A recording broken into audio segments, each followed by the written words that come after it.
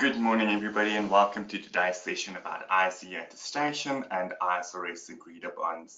What's new for 2023? So I know you guys have been waiting quite some time, and we have quite a few people on the webinar today for the release, and we are just as excited to be able to release this to the market today. I know it's been a long time coming. Everyone's been phoning the support desk, asking when we're releasing. And it is important to note that we really try to release as soon as we can. We can only release the moment that we receive the content from the relevant authorities and assurance bodies. So we've waited for them to publish the material. The moment they publish, we started with the development, and Corin will tell you a bit more about it a bit later. So you would have noticed Corin on the call. So Corin is our consultant for Audit in terms of content, and she assists us in this release with the content for Attestation and Agreed-upon. And for those of you who don't know me, I am the product manager for the assurance products. So Corin will take us through a bit of the content a bit later in the webinar, and I'll just go through a few of the features we have in the product today. Okay, so let's start with first of all, where assurance fits in and how it then plays into the product. Sorry, just give me a second. There we go. Okay, so the first change that you will notice within the product is that as part of the rebranding of Caseware, the assurance suite colors have changed. So you will now notice, and since the beta release, you would have noticed that Attestation and Agreed-upon procedures now have new logos. So it used to be the old yellow logo, now it's the new blue assurance logo. So don't be scared when you do see a change within the logo or within the product. This is where you will find it. So Attestation is the T and Agreed-upon is the U. In terms of what's new, we'll first look at the features, then the fixes, and then we'll go through the different content for legal practitioners and then content practitioners. But before I start, it is very important for the firm champions to take a note here. So those firm administrators of the cloud, you need to take note of the following if you have made any firm template customizations. So for your team to actually get access to this content, you first need to migrate your previous template to the new one. And then after you've migrated it, you need to go and create a draft, make the changes that you want, if there are any new changes. And after you've made the changes, you would then publish those changes. So how do we actually do it? So first of all, for you to get an idea of what's going on within Attestation and Agreed-upon, you would have received a welcome dialogue this morning as we published the new version. If you haven't received it, or if you want to know more, you maybe dismissed it, you can click on within Cloud on the help icon, and welcome, go to features, and there we have Attestation and Agreed-upon. So if I use Attestation as an example, there's our release page, getting started, and FAQs. If you want to read more to the release page, it does have the detail of what we have done in terms of the features, functionality, and at the bottom, the content improvements. It's available to you. So you can read through those and then make a decision if there's anything you need to change. If you then, you would go into settings and you would go to the actual app. So Attestation now have a new version, 2023. And within 2023, you will now see a migrate customizations from previous template.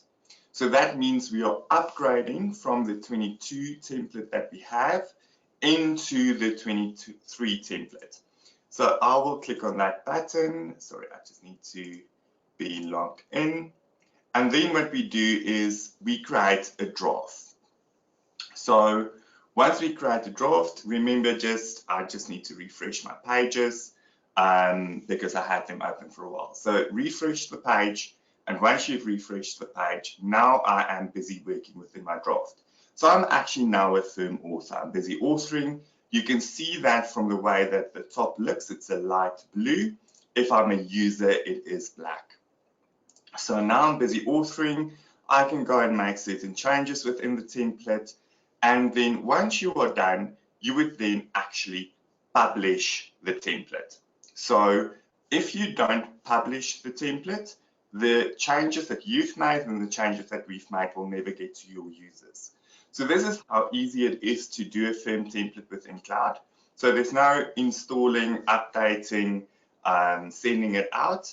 You can then just go through the process of creating, first of all, migrating, then creating a draft, making your changes, and then you publish it. If for any reason you decide that you actually don't want to use the firm template anymore, maybe the customizations that you've made related to some of the changes that we've made, you can go back to the default and you can say use default, and that will then go back to the default template, and you then don't have to publish that again. The latest version will then be available for the users. So when they go file new, they will get the latest version. Okay, so that is how you migrate, create a draft, and publish. So for you guys as users, if you don't see the latest changes that we're talking about on your firm or on your engagement files, please go talk to those firm admins, make sure that they publish a new version. If you haven't really made any changes, ask them to go back to the default, because that's just going to be easier. If you use the default, in following years, they don't need to remember to actually publish the new changes. Okay, so in terms of new features, we do have the new version. So the new version is now available.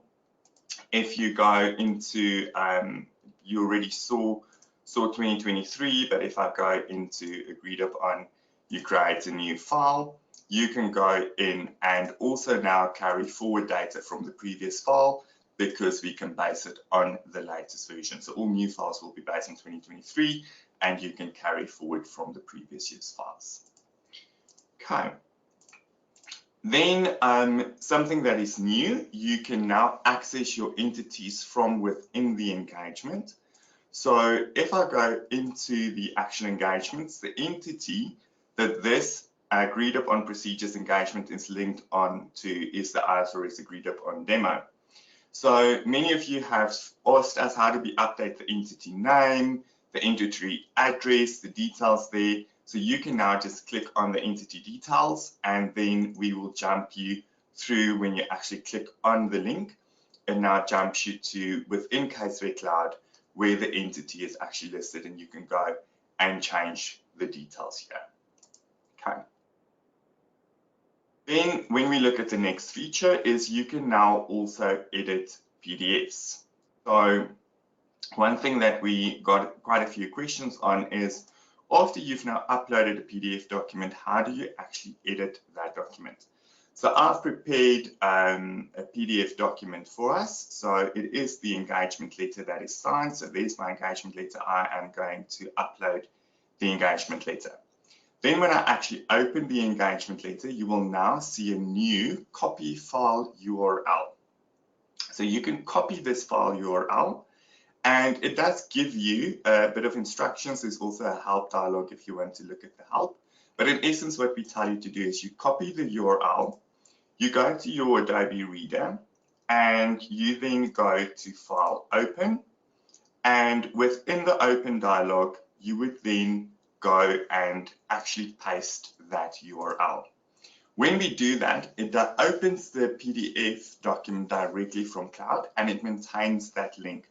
So any changes that we then make to the PDF document, if we make any annotations or we highlight certain things, let's see there, highlight, we can go and highlight the information. We can add any comments,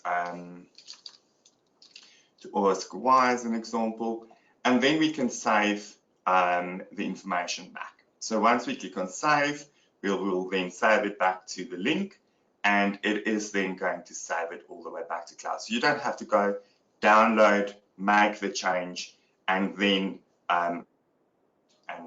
upload or replace it again. So you saw I made the comment, so let's go back to the document, open it again, and then what we'll see is if we open it within Adobe, the link will then be there. So let's go and copy, Adobe.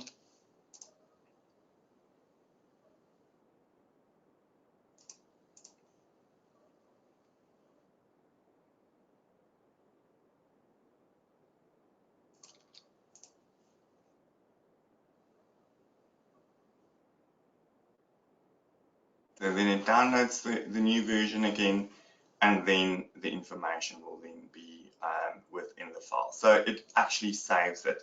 Before, you actually had to go and open and or replace the document. If I go back and show you, before what you had to do is you actually had to go replace, then you had to go and browse for the document or upload it. Now it will open the new version, then with the changes within Adobe. Okay. I'm going to save it again, just to save a bit of time. Then we now also have something we call visibility conditions for individual pick list responses. Now, this is more relevant to the firm authors within the firm, but if I can maybe show you in a certain scenario, so if we go to 105 and we look at the type of entity, and I just go and edit the actual document, edit the procedures, and not edit visibility, edit the actual procedure. So settings there, and there we have our pick list responses. So we have a bunch of options that we can then select or we can define, and then we can now set visibility conditions on those responses. Now, this becomes really relevant when we have multiple types of engagements, multiple procedures that can optimize how and what you can answer. So when you now design procedures, you can make those responses much more dynamic so that you only give the users the correct response that they can choose from. So we've applied this principle or this new feature within both attestation and agreed upon procedures, where you select between a property practitioner, a legal practitioner, certain service activities. Previously, for those of you that started using the first version, you'll remember that you had all the options and then you had to click the relevant ones. Now you will just have the relevant ones and you won't be able to choose something that's not relevant to the engagement. So that is now the visibility conditions on pick list responses, but it really gives you, if you want to design your own checklist or your own work program, a dynamic way of providing checklist responses and response options that is relevant based on procedures that you've answered before.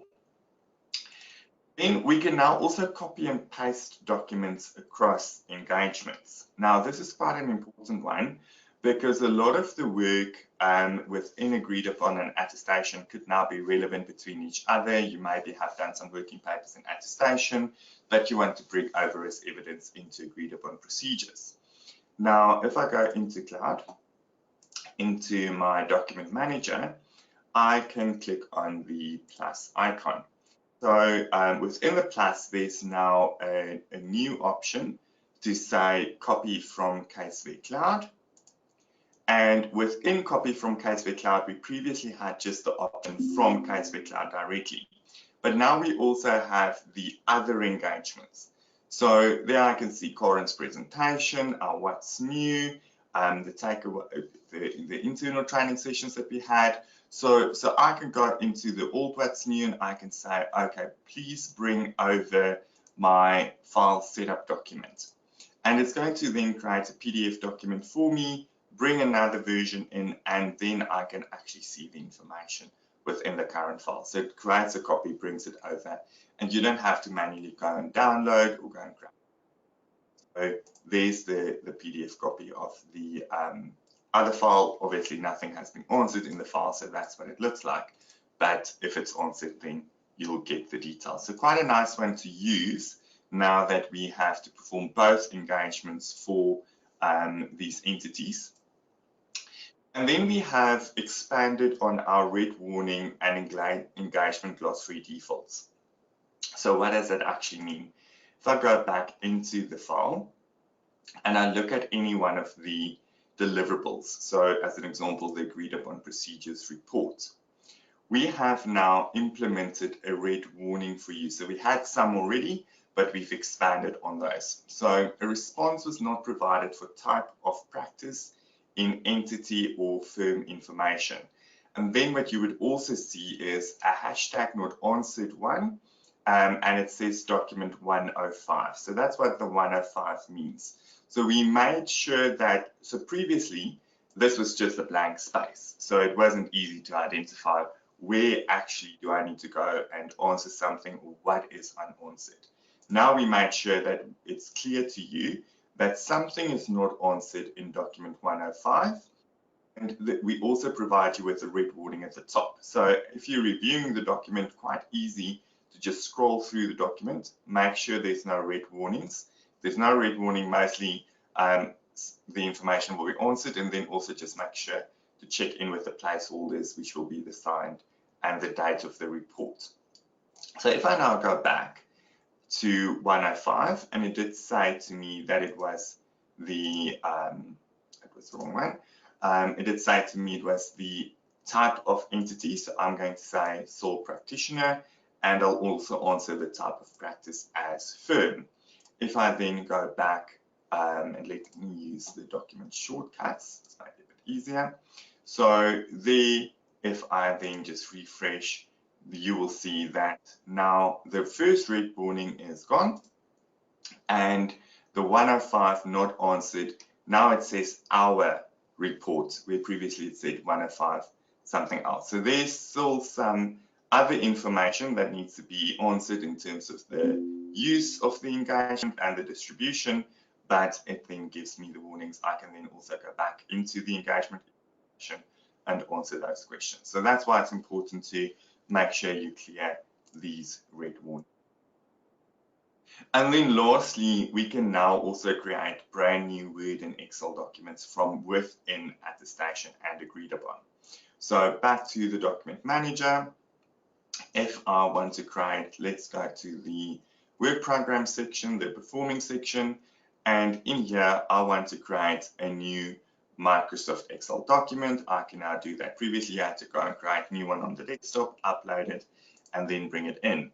But I can now go and create a new document. So that was now me over eagerly typing. So let's just go in and a new document again in performing plus Microsoft Excel. I'll just call it new for now. The sign-off scheme, any visibility conditions, is there any conditions when you want the document to show or when it not to show? Most likely not relevant in an engagement file, but as a firm template when you're setting that up, quite a nice feature to have. So there we have our new Excel document. If I then open the Excel, you will now see that it actually opens for me. It's blank Excel. I can go and document what I need to do, make the changes, save it, and it will then go back into the document. So quite a bit more easier to now just add new Word and Excel documents. Then in terms of fixes, so you do have the ability to go and raise issues on documents as well as procedures. And what we've done there is you can include someone. So there I'm raising a new issue, and I want to say add Corin Ellis. And what sometimes happened, it didn't always include the comment to the person, but we now just make sure that when you do mention someone, then that will go through to them and it actually allocates that issue to them. So that's something that we just fixed. And then in terms of printing, we've made some general improvements on how to print these documents, especially the reports. There's a few more font option settings, a few more margin settings, and page header and footer settings for you guys to play around with. And now also make sure that it prints on how you want it to print. Then just quickly looking at some of the content before I hand over to Corin. So ISQM1, we have updated all the terminology and the procedures within the working papers and the reports to now reflect the ISQM1 procedures as well as terminology. So that has now been updated with both attestation and agreed upon. So you don't have to worry about including those. And then I'm going to hand over to Corin to then take us through to the next bits, which is more of the content and the procedures that we've added, as well as the illustrative reports. Morning, everyone.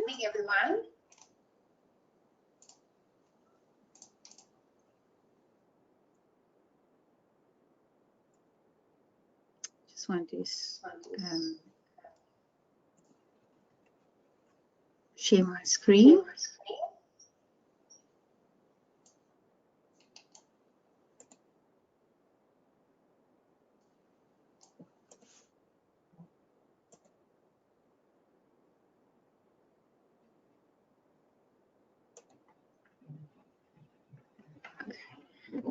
Christian, can you just confirm that you can see my screen?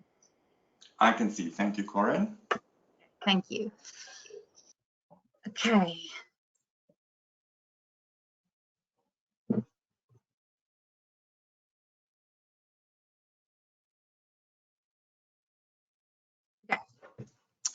So even though agreed upon procedures and attestation is marketed and sold together now, there are very important differences in these engagements. So we're going to start there today. And the first important difference is the fact that each engagement is governed by a different standard. So the attestation application is based on ISAE 3000 revised, whereas the agreed upon application is based on ISRS 4400 revised. Okay, then the second, and in my opinion, the most important difference would be the objective of the engagement. So for attestation, the auditor or assurance practitioner provides reasonable assurance or a limited assurance conclusion, whereas in agreed upon procedures, it's not an audit, review, or other assurance engagement, so no opinion or assurance conclusion in any form is given. So in agreed upon procedures engagement, the auditor and the engaging party agree on the procedures that will be performed. So if we look at the changes in the products for attestation and agreed upon, we look at and we compare 2023 to 2022, you will see that for attestation, we had the estate agent persona and the legal practitioner persona. And then for agreed upon procedures, we had a general application, which you could tailor for the engagement that you have agreed with your client. For 2023, we now have property practitioners, still legal practitioners in attestation. And then for agreed upon procedures, we still have the general application. And then also we have added now the property practitioner and legal practitioner personas. And I'm going to go into the detail of that a little bit later. So let's first look at the property practitioners changes. So the implementation date for the Property Practitioner Act, or the PPA, and the Property Practitioner Regulations, the PPR, was 1 February 2022. So the content, sorry, my screen, here we go. The content in ISAE attestation is now updated based on the requirements of the PPA and the PPR, as well as the guidelines that were issued by the Property Practitioner Regulatory Authority, which is the PBRI. So the PPA used the term property practitioner in the place of estate agent, and therefore the application now uses the term property practitioner in all working papers, reports, and letters. The Estate Agency Affairs Board, or the EAAB, was replaced with the PBRI, and the work programs, reports, and letters have also been updated to include the references to the PPA and the PPR. When we started this project, this was the only information we had, and during the project, the IRBA, in conjunction with the PBRI, implemented a task group to create illustrative reports for property practitioners. So if we look at the illustrative reports that were issued for property practitioners, you will see there are 3 groupings. The first one is the illustrative reports on property practitioner trust accounts, parts A and parts B. So it's very important to note that the application does not make provision for assurance engagements and related reports of payment processing agents as defined in the PPA. So only on property practitioner trust accounts. So this will be our focus for today.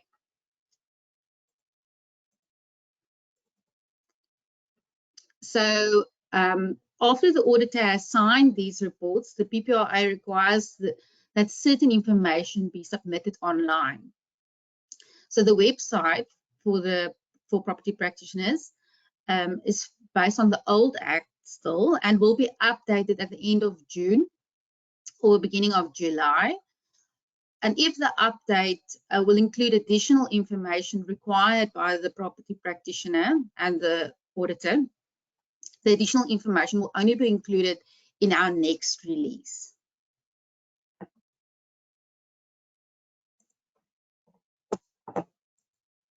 Okay. So now taking into that account the reports, let's just compare this to 2022. So in 2022, we had 1 report that was illustrative report issued by the Estate Agency Affairs Board. And for agreed upon procedures, we had no illustrative, and all additional procedures that the auditor or assurance practitioner needed to perform was included in this 1 report for attestation. So since then, it has been determined that these additional procedures are actually agreed upon procedures, and the illustrative reports have now been adjusted to show that. So for attestation, we now have the cover report. So if you see the illustrative report issued by the IRBA and also now included in the new guidance from the PBRI, there's a cover report. That report is now included in our attestation engagement. And then the reasonable assurance report, as per the illustratives, we call Part A, that is also included in attestation. Then agreed upon procedures, we have 2 reports as per the illustrative reports. This is Part B, and that has now been included in agreed upon. So you need both applications to have the necessary reports to submit to the PBRI. Okay, so let's have a look at the changes in attestation. So the first change is the extension of the deadline from 4 to 6 months. So if you had a February year end, under the old Act, your deadline for submission on the website would be June, and now it's August. So the procedures have been updated to include this. The second big change is this unknown or unclaimed amounts and amounts older than 3 years payable to the property practitioner's fidelity fund. This is a new requirement that has been included under the Act, and our procedures and reports have also been updated to include this.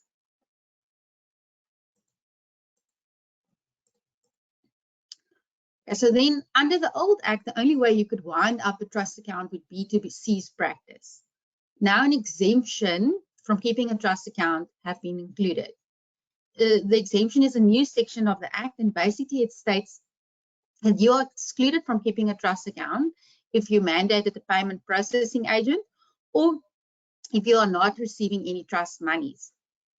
So the effect of this has also been included in our product by basically when you report, if your year end is February, but you have ceased practice or you have obtained exemption in August, your reports will now reflect a shorter period. So it won't be a report at the end of February, but rather a report at August when you've ceased practice or you have been exempted from keeping a trust account.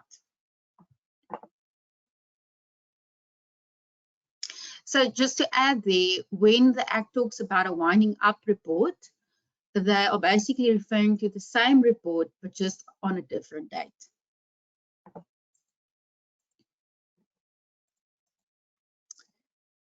Okay, so then lastly for attestation, it is important to note on what section of the Act the auditor or assurance practitioner is required to report. So the sections, I call it the reporting sections, would be section 54.1, 2, 3, 5, and 10. So after reviewing these sections, it is noted that interest received and paid is covered by the regulations, and the fidelity fund certificates procedures have been or is required by section 48 of the PPA and section 28 of the FIC Act. So therefore, this is not a reporting section, and these procedures have now been moved to agreed upon procedures. These are additional procedures that the PBRI requires of auditors and assurance practitioners to perform.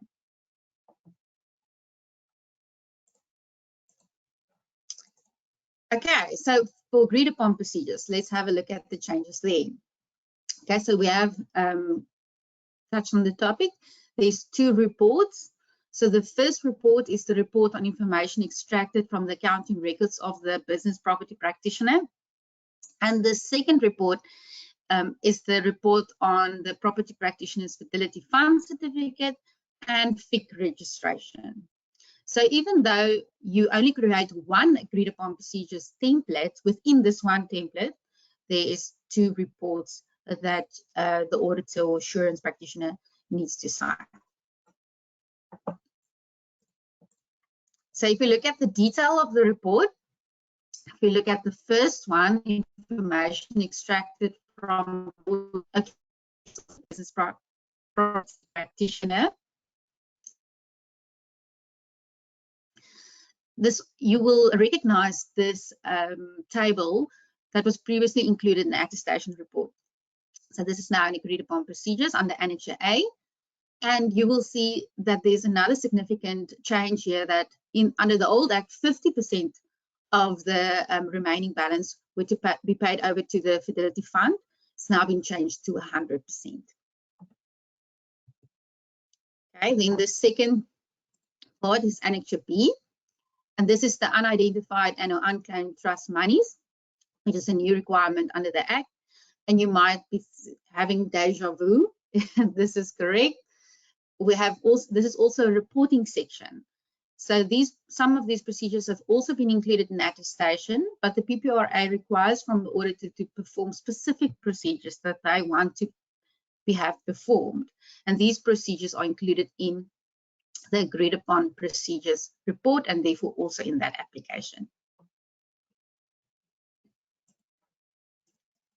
So for attestation in legal practitioners, there's no significant changes in our application. However, we do have this additional change for agreed upon procedures. Now, this change was implemented because the Legal Practitioner Fidelity Fund issued communication on 15 December 22 with regards to the application of refund for bank charges and audit fees.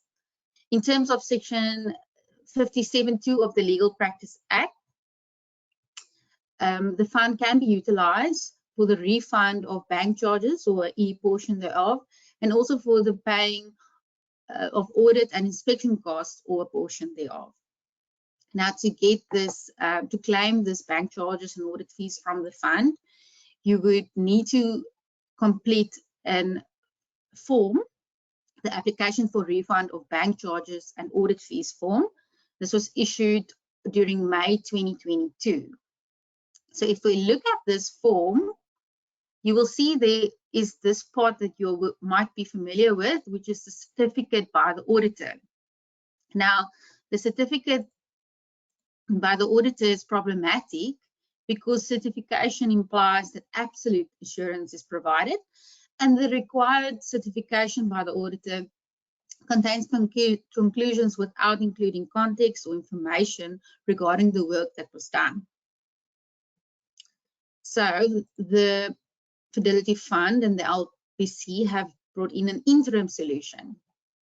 So the interim solution, until illustrative agreed upon procedures report is issued as guidance, is to submit this application form, as well as an agreed upon procedures report with procedures that have been agreed with the legal practitioner's firm. And these procedures should cover part A, B, C, and D of the form. So this calculation of refund. So we have adjusted the agreed upon procedures application to provide examples of procedures that can be performed to cover part A, B, C, and D of the application.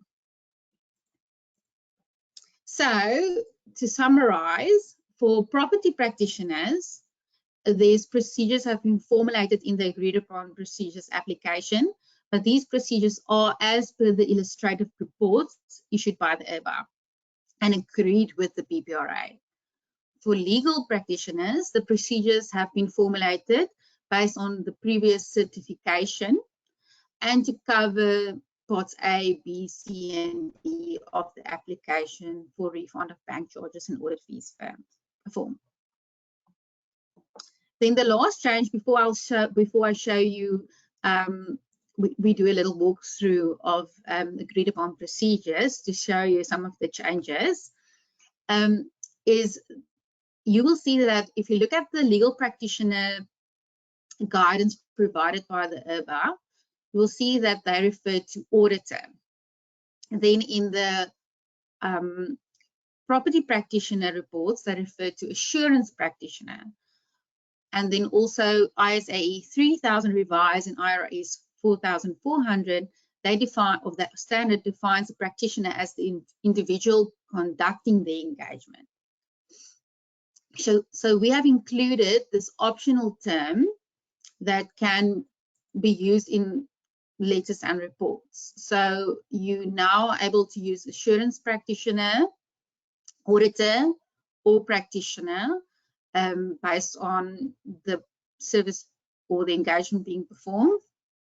But the term auditor will, however, be used in all procedures and responses. So that is the final change. So if we have a look at the changes in the agreed upon procedures product,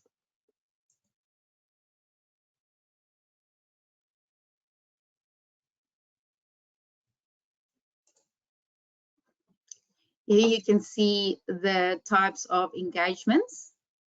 So I'm going to use property practitioner for my example. We have a core or extended, so core for more experienced users, but for this example, I'm going to use extended. And then here you can select auditor, assurance practitioner, or practitioner. So let's use assurance practitioner for my example today.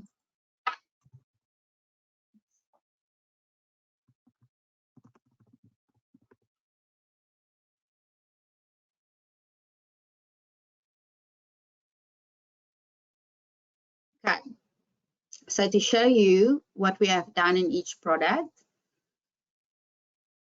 we have included, we've pre-answered some of the questions for you. So in this case, you can decide how you want to answer it. But for example, with the engaging party, we have brought in the answers for you. You just have to verify and click that you confirm this is the answer and that you agree with us. So you will see there is no two options here. That is the only option, but you can customize it as Christian showed previously. So basically you are just confirming that the example answer we have given you is correct. Whereas some of the other questions, you have a yes or a no answer. So that is the first change that we have brought in. Then the second one is to show you the formulation of the agreed upon procedures. So here you will see we have included all the procedures for property practitioners as per the illustrative reports. And you can select here, we have included again a default answer for you. But if you want to change this, you can change it to an inquiry procedure or other procedure. So let's just also include these as inquiry procedures, and then I can show you how to make use of this inquiry feature. So if we want to send these questions to our client, we can enter our inquiry here. So let's just, for example's sake, copy and paste the procedure. Okay. You can formulate it into a question to answer, for your client to answer. And then we go to the next step. So I'm going to, so this is the next thing I want to show you. If this happens to you, you see formula here, you can just refresh your page. And then it will show the correct procedures that you have formulated, or questions you have formulated. So I'm going to send this question to Christian.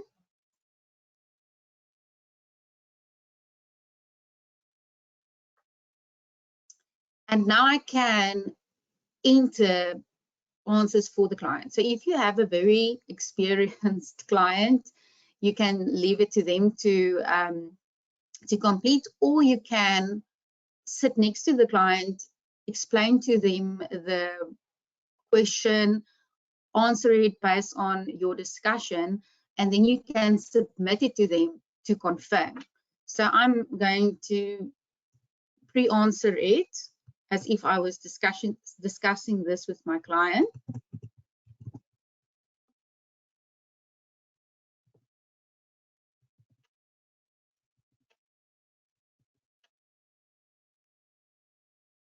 And then I'm going to send it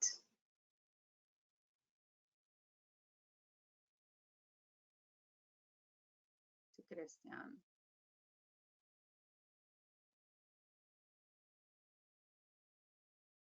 So Christian can then accept this responses.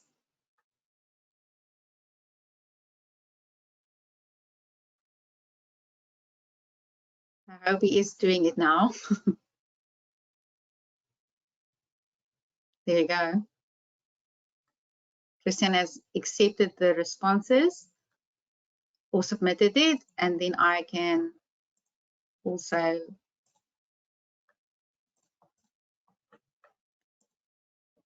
just review if we've made any changes and accept it, and then mark it as complete.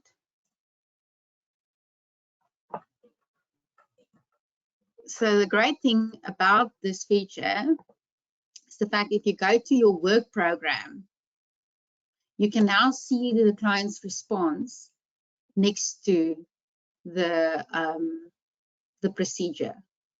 So if this was a question we asked the client, we can see here the question we've asked and the response. And then also here at the end, the response, which is great. You will also see in the work program that we have included the template responses that you can just edit for the answer you were received on your performing the procedures, and then you can just state if no exceptions or exceptions were noted. Then the final part is the reports, and if we look at the reports,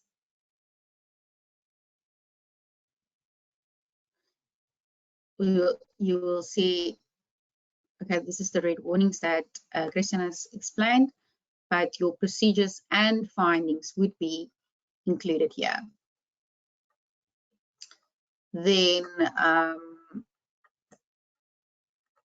just want to show you the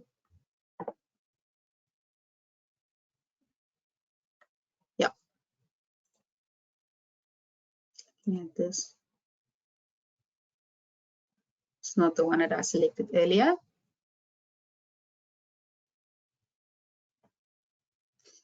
I want to show you the auditor versus assurance practitioner change. Oops, sorry, that was the wrong one. It's a PDF. Okay, so here we have selected auditor. So if we change this to assurance practitioner and we go to our reports, this is now changed to assurance practitioner. So that is it from me.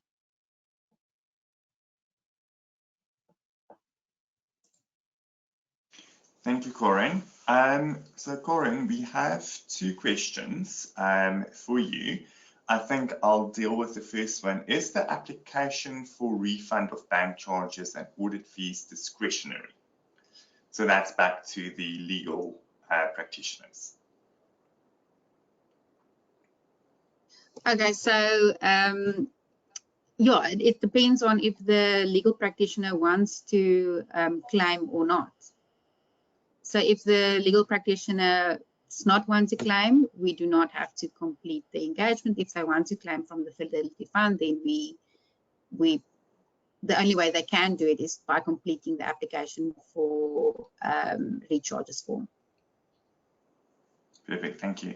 And then when you dealt with the certification, as well, a question came in to ask, why is the certificate not included in the working paper file? So I don't know if you maybe want to deal with that one as well, just again on the certification and the templates. So I don't think I understand the question on the certification, why it's not been included in the file. So are they, it's the question related to why it's not in the attestation file? Yes, yes. Yes. Okay. So the attestation engagement, again, like similar to the property practitioners, we report on certain sections of the Legal Practitioner Act and also regulations. So that the part of the application is not included in the reporting sections, and therefore similar to the property practitioners would then be additional procedures that we perform to be able to claim for the legal practitioner to claim those funds back. So I hope that answers your question. Rakesh, you could just let us know if that answers the question. Hopefully it does. And then we can come back to my side. Okay. So now, thank you, Corinne. Really appreciate that. Rakesh says yes and no. We'll come back to you once you've clarified that one. So before we move on, I first of all want to also just send into the chat. So the session is being recorded. And if you do want to have a look at it, it will be uploaded to our YouTube page a little bit later. And then you can just subscribe to the YouTube page. Once you've subscribed to the YouTube page, you will then get a notification. So two more questions before we move on. An expansion on, so Rakesh said, sometimes the legal practitioner does not provide these documents up front. Can considerations be made to add these documents on file? So Rakesh, I think that's referring to the documents you would get from the legal practitioner's website. We previously did include some of those documents as well as the property practitioners from the State Agency Affairs Board, but those documents change, and a lot of the time it actually changes after we've made our release.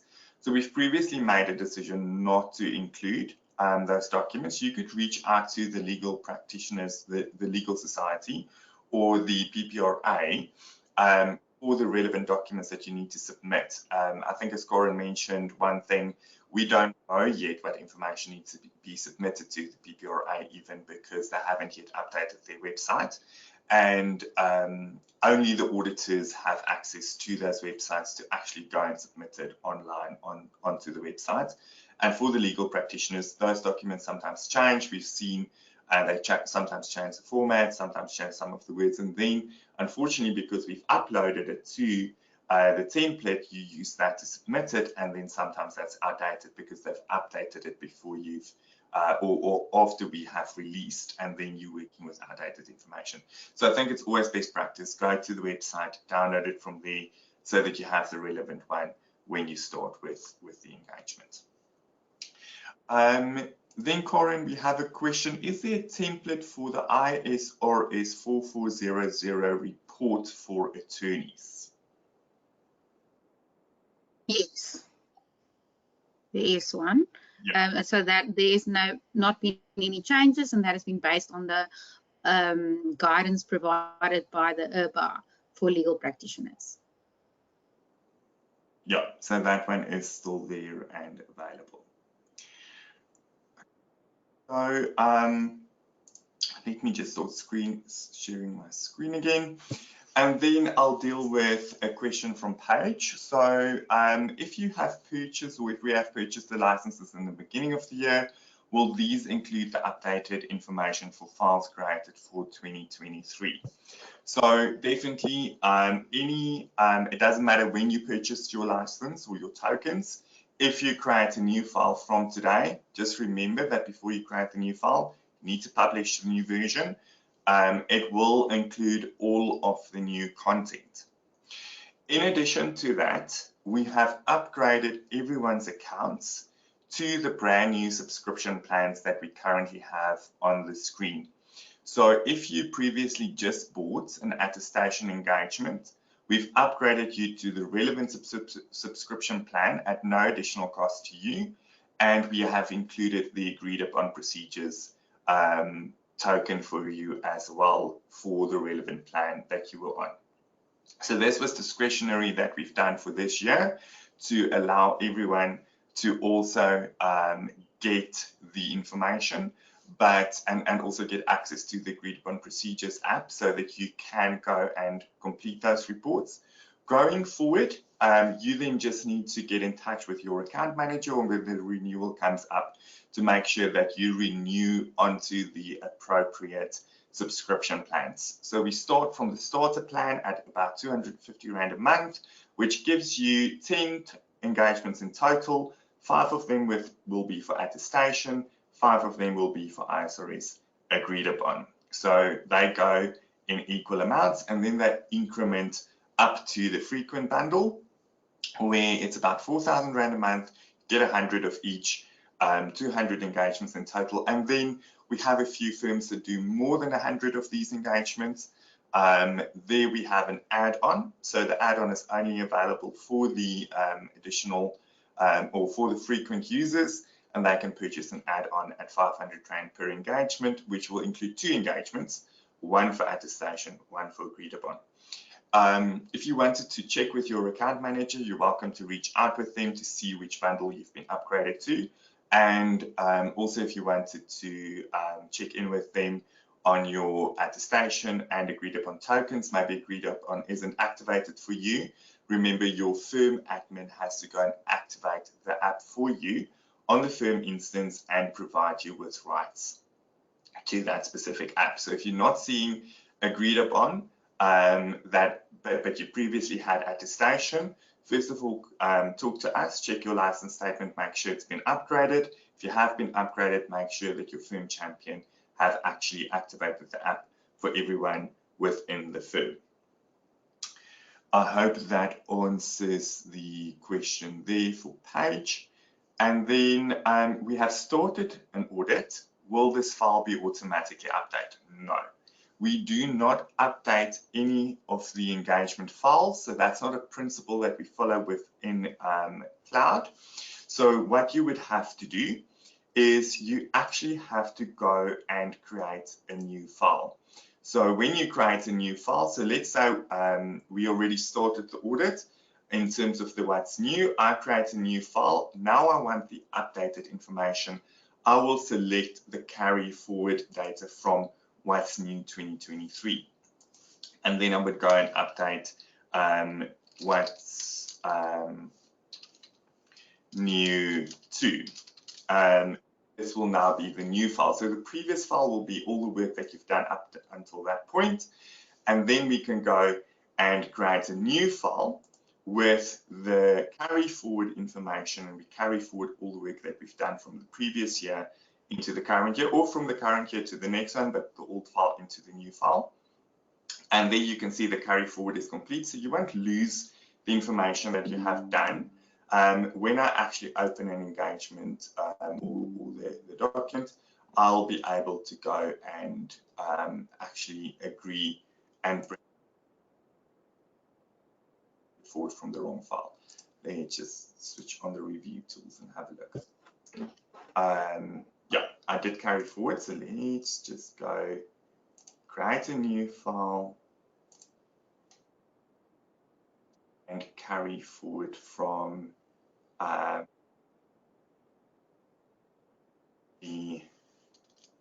I'll just do that one. So I carried forward from a test file we had before. So let's carry forward from a file that actually has information, so I can show you what and how to actually carry forward. There we go. Okay, so now we can see that, as an example, I brought in the PDF document. We get a question: do you want to keep that PDF that you brought in, yes or no? The engagement letter, we just carry forward. My new Excel document that I did this morning, if I open my entity information, now I'll be able to carry forward all the information that we previously did. So there's my carry forward all of the responses, or you can go one by one, select them appropriately. But in your instance, it will most likely be you carry forward all of them. It will then complete all the information that you had already, and you'll be able to see the relevant information. So that's how you would do that. And then if you have already done that, we understand that you then used a token that you don't want to lose. So in that case, just get in touch with our support team, explain to them the situation. They are aware that some of you might have stored some of the audits, and we'll then just credit that token for you and allow you to carry forward, delete the old file, and then you will be able to use the same token, so not pay twice for the same client, and you'll just be able to continue working. Can you carry forward files from 2022 to 2023? Yes, you can. So you'll be able to carry forward from any one of the templates, any one of the files that we have. So if I go to Attestation, you'll be able to carry forward from a file created in 2021, 2022, or if you already have one, maybe a beta one that you created as part of 2023, you'll be able to carry forward from any one of those. So we will bring them, all the files that you actually can carry forward from, we will actually bring them up for you when you create a new file for this specific entity. So yours will obviously not look like this. We've got a few files within the entity already, but you would be able to choose them. So you can see I can carry forward from my 2020 file as well, which is based on the 2021 template.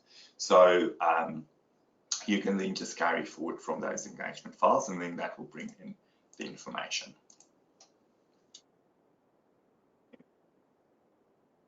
It doesn't seem like there are any more questions. So if there are no more questions, thank you very much for attending. You're welcome to reach out to us. Let us know. The email is going out today for all of your users so that they can see. If you log in, you will already have the new content. Let us know if there's any features you want in the future, any improvements that you want us to make, and get in touch with us. And hopefully everyone enjoys the new templates. We are very glad that we could release it to all of you. Maybe not 100% in time as you would have wanted, but we really tried our best to release it as soon as possible after all of those illustratives and procedures were approved. So for next year, as Corinne mentioned, we're not going to do any additional updates to the templates for now. If the PBRI or the Legal Society releases any more information, we'll keep those for next year. And we are for now planning another release, hopefully again early next year, and that will then include any new or updated content we receive at that point in time. So if something changes, we'll communicate again like we have done this year. And then I hope everyone has a great day further and you enjoy the long weekend.